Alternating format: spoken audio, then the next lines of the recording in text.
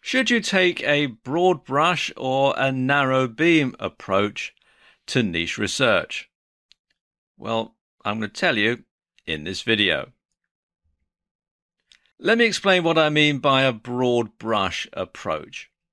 A broad brush approach is where you take a topic that has wide appeal, you use popular keywords that are likely to get lots of searches, and everyone who has any interest in the subject whatsoever could use this search term.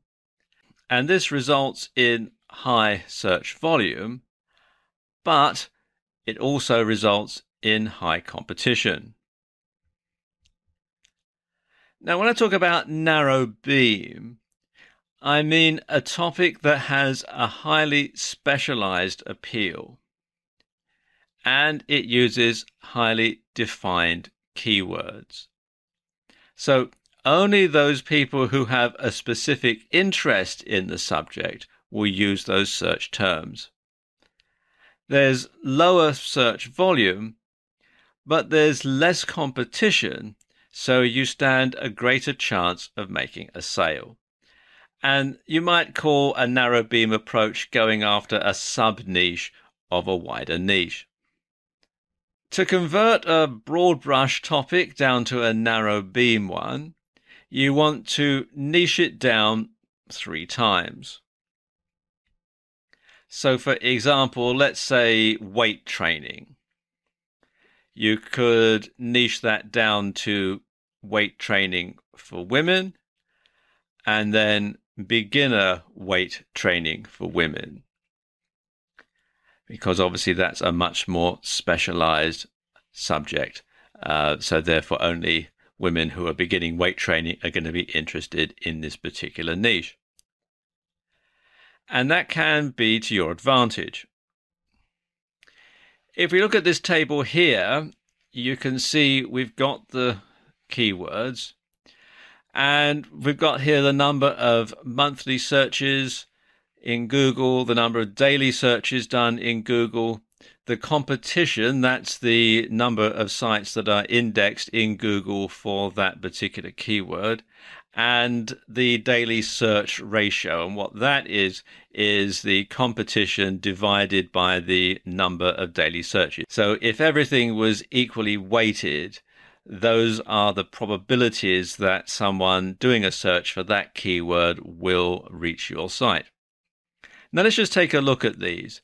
For weight training, you can see that there are 9,720 monthly searches, 324 daily searches, but the competition is 12,900,000 websites for that keyword. So your chances of getting to the first page of Google, let alone to the top position in Google, are going to be very, very slim. So the chances of somebody actually coming to your website, the daily search ratio, is 39,814 to 1.